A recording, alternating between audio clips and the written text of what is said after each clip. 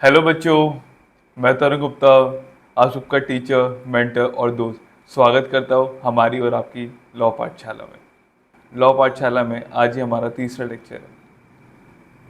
तो शुरू करने से पहले मैं आपको थोड़ा सा मेरा इंट्रोडक्शन दे देता हूँ। जैसे कि आप सब जानते हैं, मेरा नाम है तरुण गुप्ता। मैं सिलेक्टेड एग्जीक्यूटिव लीगल ऑफिसर रह चुका हूँ नेशनल थर्मल पावर कॉरपोरेशन में, यानी गवर्नमेंट ऑफिसर। और मैंने क्लैट में, पीजी में all India rank 28 and direct में ऑल इंडिया रैंक 42 हासिल करा है एंड मैं नेट भी क्वालिफाइड हूँ। आज का जो हमारा टॉपिक रहेगा वो बहुत ही ज़्यादा इंपॉर्टेंट टॉपिक है। इसका नाम है कोर्ट्स एंड जुडिशियल रिव्यू।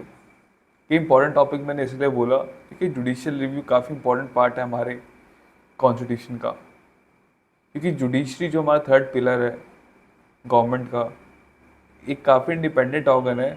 और इसको क्यों इंडिपेंडेंट बनाया गया, मतलब क्या रीज़न था एग्जीक्यूटिव और लेजिस्लेचर के इसमें क्यों रोल नहीं है, ये सब कुछ हम इस लेक्चर में जानेंगे। अब जुडिशियल रिव्यू की बात करें तो जुडिशियल रिव्यू होता क्या है। तो जुडिशियल रिव्यू जैसे कि जुडिशरी का रिव्यू, जुडिशरी किस चीज़ पर रिव्यू देती है, और कोई भी लेजिस्लेटिव और कोई भी एग्जीक्यूटिव एक्ट्स होते हैं या फिर लेजिस्लेचर कोई भी लॉ बना रही है, उनके डिसीजंस को, उनके लॉज को देखना कि सही है कि गलत है, कि मतलब कॉन्स्टिट्यूशन के फेवर में है, कॉन्स्टिट्यूशन का अगेंस्ट तो नहीं जा रहे। ये सब चीज़ें हम जुडिशियल रिव्यू में जुडिशरी देखती है। अब थोड़ी सी बात हम सेपरेशन ऑफ पावर के बारे में कर लेते हैं। अब सेपरेशन ऑफ पावर, जैसे कि मॉन्टेस्क्यू ने सेपरेशन ऑफ पावर की थ्योरी दी थी कि सेपरेशन ऑफ पावर होना चाहिए between the organs of the government. India में स्ट्रिक्टली फॉलो नहीं होता, बट बात करें लेजिस्लेटिव, एग्जीक्यूटिव, जुडिशरी की, जुडिशरी हमारी एकदम इंडिपेंडेंट बॉडी है। लेजिस्लेटिव एग्जीक्यूटिव का उसमें कोई भी रोल नहीं है। लेजिस्लेटिव एग्जीक्यूटिव में देखें फिर भी काफ़ी ओवरलैपिंग है पावर्स का, लेकिन जुडिशरी के डिसीजंस में कोई भी इन्वॉल्वमेंट नहीं रहता लेजिस्लेटिव और एग्जीक्यूटिव का। लेजिस्लेटिव में बात करें तो हमारे राज्यसभा है, लोकसभा है, जो कि हमारी पार्लियामेंट है, और लेजिस्लेटिव असेंबली से लेजिस्लेटिव काउंसिल्स आते हैं, लॉ मेकिंग एजेंसीज हैं। और एग्जीक्यूटिव में बात करें तो हमारे प्रेसिडेंट है, प्राइम मिनिस्टर है और ब्यूरोक्रेसी है। और जुडिशरी में तो जैसे कि आप जानते हैं हमारे सुप्रीम कोर्ट्स, जुडिशरी में जैसे कि आप सब जानते हैं हमारे supreme court, high courts and हमारे डिस्ट्रिक्ट कोर्ट्स, और काफ़ी सारे तो ट्रिब्यूनल्स भी आ गए हैं। ट्रिब्यूनल्स हमारे क्वाज़ी जुडिशियल बॉडीज़ होती हैं, हमने प्रीवियस लेक्चर्स में डिस्कस करा है। अगर आपने नहीं देखे हैं तो अभी जाके देखिए और अपनी तैयारी को एकदम ईज करिए। अब जुडिशियल रिव्यू की नीड क्यों पड़ी थी?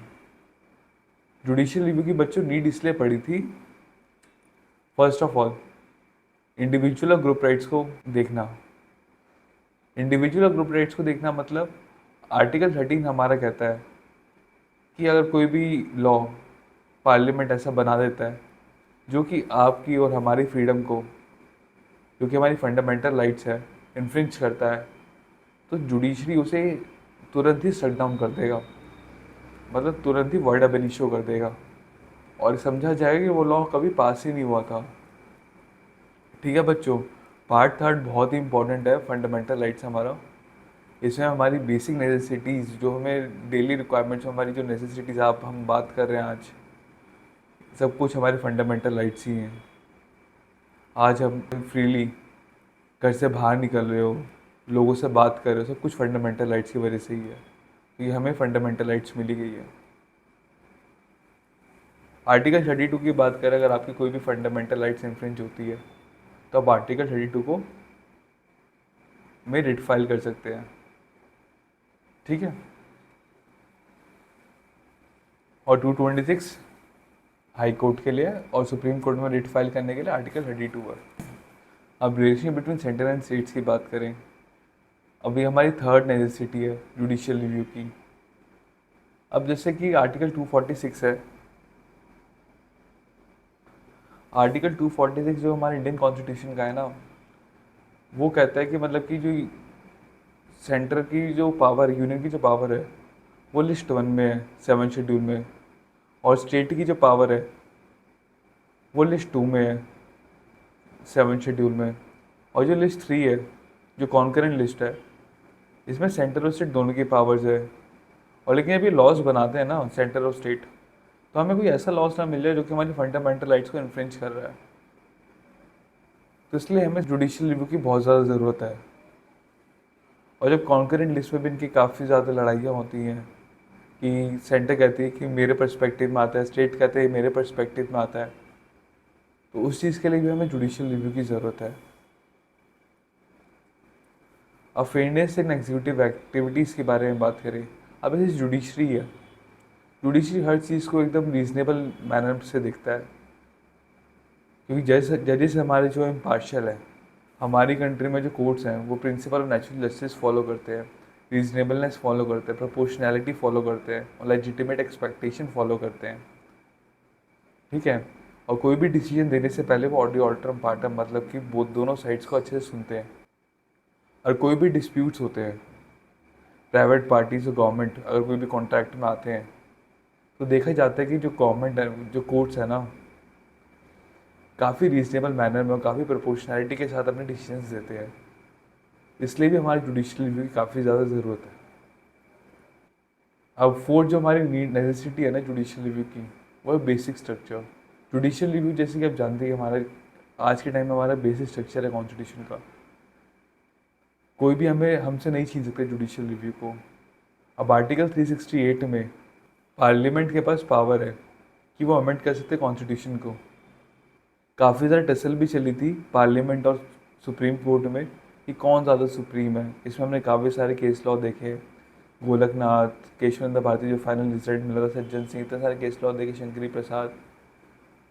तो केशवनंद भारती में भी जुडिशियल रिव्यू का तो बेसिक स्ट्रक्चर रखा गया था और बेसिक स्ट्रक्चर डॉक्ट्रिन निकाला गया था केशवनंद भारती में,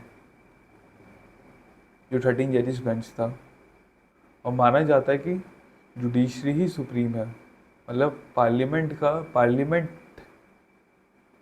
कोई भी चीज़ को अमेंड नहीं कर सकता कॉन्स्टिट्यूशन में। पार्लियामेंट